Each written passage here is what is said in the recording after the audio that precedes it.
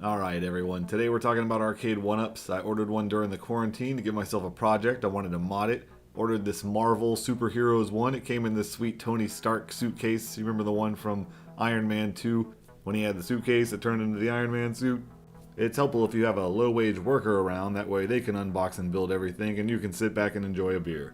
So I'm not going to dwell too much on building this thing. I'm sure you guys can find much better videos online on how to do it, but I'll just quickly go through what it was like unboxing it.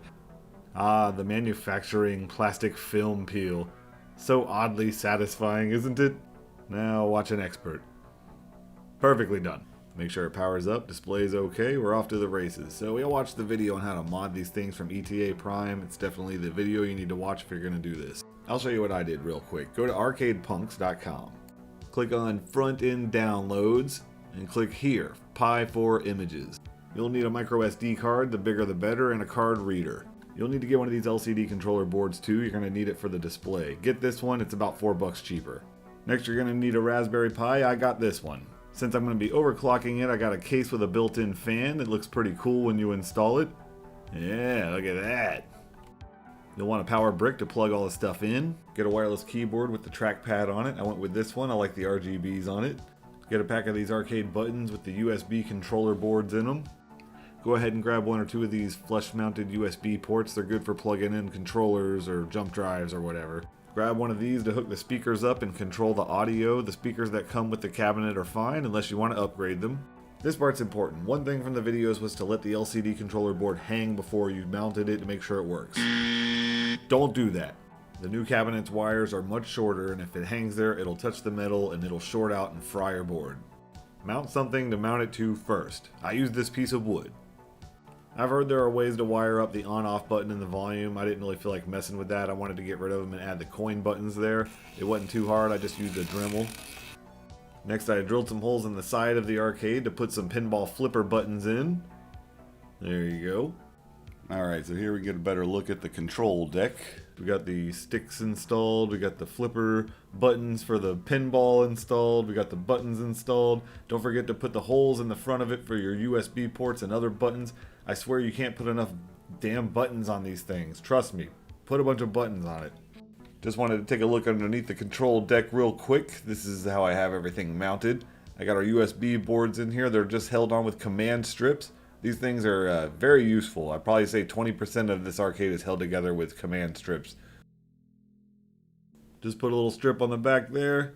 Put another strip on there. Make sure you wipe it down with alcohol first. Always wipe it down with alcohol first. Give it a little squeeze. Then Bob's your uncle.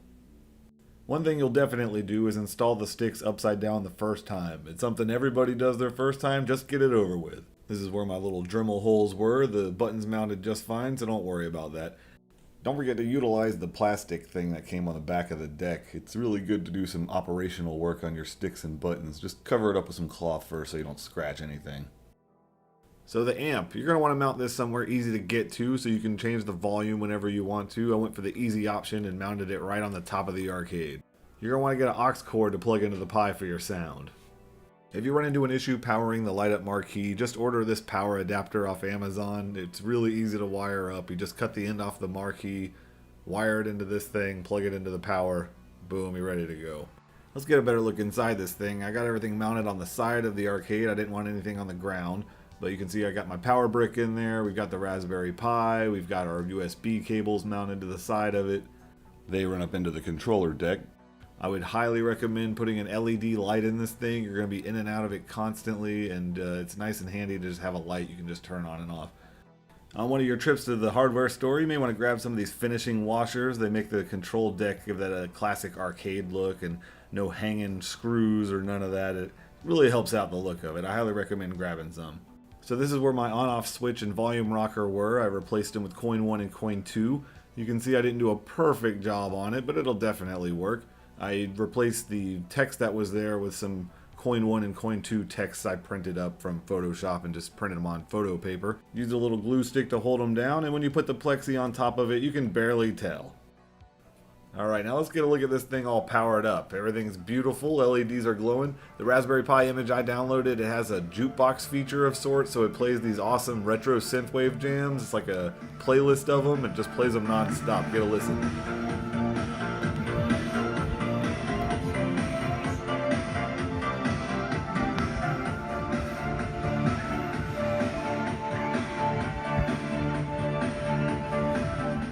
So other than the LED lights you can put on this thing, you can also paint the back of it black. It looks cool. Put some of these magnets on it, helps the door. Added a drink holder, you know, to hold the drinks on the side. Yeah, baby. Let's take a look at the wireless keyboard real quick. I like how all you have to do to change the colors is just stroke it. You're going to want to put this thing in somewhere that's easy to get to because you'll probably be using it a lot. There's a lot of settings, sometimes you need to escape out of a game.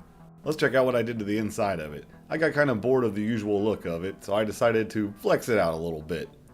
Let's give ourselves a little bit of room to check this out real quick.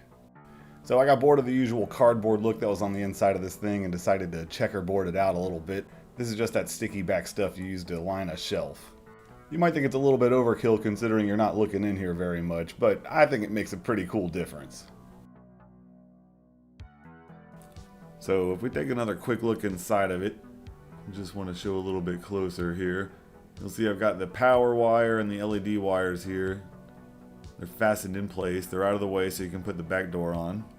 The LEDs are wired up in a way to where this thing can be taken apart easily and not mess up how I have the LEDs wired up. Everything disconnects easily. If this thing has to be taken apart, it's no big deal. Just wanted to show a little bit of the gameplay on here. Out of the 12,600 games, most of them play and look really good. Obviously the games that require only one stick shift or less play the best. 2 stick shift games you're going to have a little more trouble with. Also, the arcade bar stool showed up at the last second, so I figured I'd throw that on to the end of this video. Doesn't exactly match the blue of the arcade, but I understand they made more than one type of these Marvel superhero cabinets. But this is my Thanos seat that came in. Pretty friggin' sweet. Well, that about wraps it up. I am done modding my arcade. I don't know how informative it's been or if you learned anything, but I know when I was researching this, I watched every single video on YouTube I could, so at least let this be a little bit of a guide or something to digest while you're working on your own. But if you're worried that it's going to be too technical or you don't have any background in doing this stuff, neither do I. It was very easy. Most of this stuff is very plug and play. It's when you start getting into computer front-end programs and PC emulations that things start to get a little bit more tricky, in my experience anyway. You may notice the Street Fighter arcade to the right. That's my current project, and it's not as easy as this Retropie arcade, I can tell you that. But thanks for watching. Tune in for the next one. If you got any questions below, I'll try to answer them. See you later.